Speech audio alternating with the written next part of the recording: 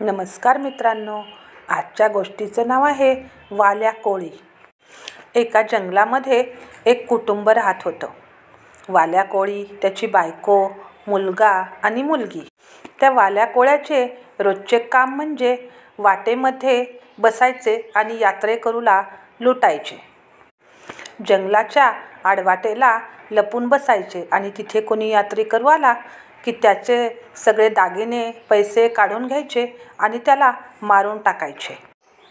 आणि मारून टाकल्यानंतर रांजणामध्ये एक वाटेवरचा खडा घेऊन टाकायचा. असा त्याचा रोजचा दिनक्रम चालू होता. असे करून करून त्याचे त्या छोट्या दगडाने असे 7 रांजणं भरले. म्हणजे तितके लोक त्यांनी मारून टाकले होते. मग एके दिवशी वाल्या कोळी असे झाडाच्या मागे लपून बसला होता वाटेवरती. तेव्हा तिथून नारद मुनी चालले होते. नारायण नारायण करत तिथून जात असताना वाल्या कोळ्याने त्यांच्यावर झडप घातली. झडप घालताच नारद मुनी घाबरले आणि म्हटले, तू कोण आहेस आणि असे वाटसरूंना लुटण्याचे पाप का करत आहेस? तेव्हा वाल्या कोळी म्हणाला, पाप बीप मला काही माहीत नाही, मला तुमचे दागिने काढून द्या अगोदर. मग नारद मुनी म्हणाले, मी माझे सगळे दागिने काढून तुला देतो, परंतु मी आधी काय सांगतो ते नीट ऐक. तू हे वाटसरूंना लुटून जे दागिने घेतोस त्याचं काय करतोस?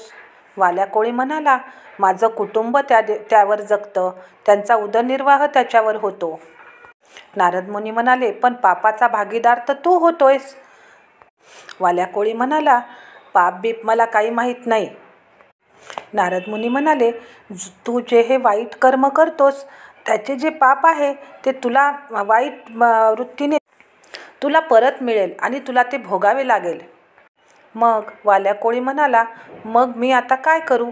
तेव्हा नारद मुनी म्हणाले, तू आता घरी जा आणि बायकोला विचार की इतक्या दिवस जे मी पाप केलेलं आहे त्याच्यातलं थोडंसं पाप तू भोगशील का?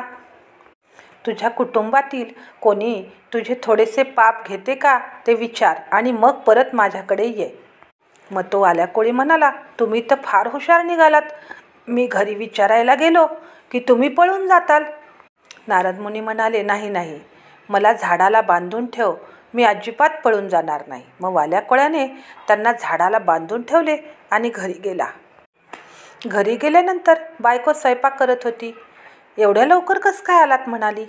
बायकोला म्हटला, मी जे आत्तापर्यंत पाप केलं आहे, एवढे वाटसरू मारले आहेत, एवढ्यांची लूटमार केलेली आहे, त्याचे खूप पाप माझ्या माथी आहे, तर त्यातले थोडे तू घेशील का? थोडंसं पाप माझं भोगशील का? बायको म्हणाली, नाही बाबा, मी नाही भोगणार. मी काही तुम्हाला सांगितलं होतं का असं वाईट मार्गाने लूटमार करायचं? मी अजिबात पाप भोगणार नाही. मग तो मुलीकडे गेला. मुलीला म्हणाला, तू थोडं माझं पाप घेशील का? मुलगी म्हणाली, नाही, मी तुमचं पाप भोगणार नाही. मुलाला म्हणला.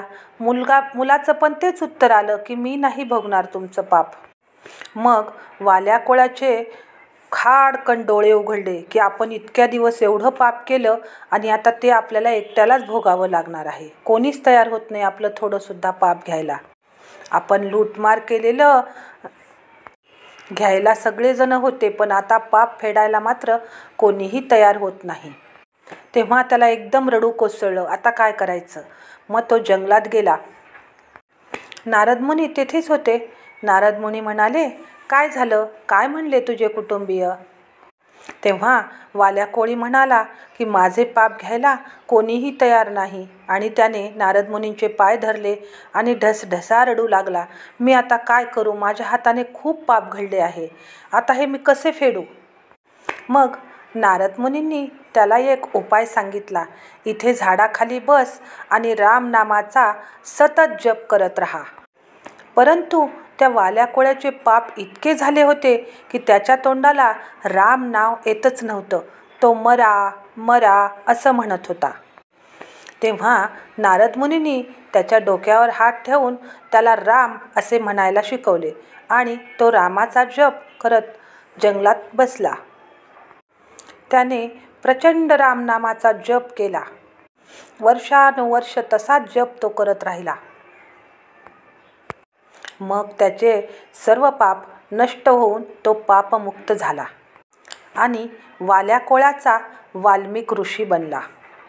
आणि हे तेच ऋषी आहेत ज्यांनी रामायण लिहिले. धन्यवाद. सबस्क्राईब करा आणि लाईक करा.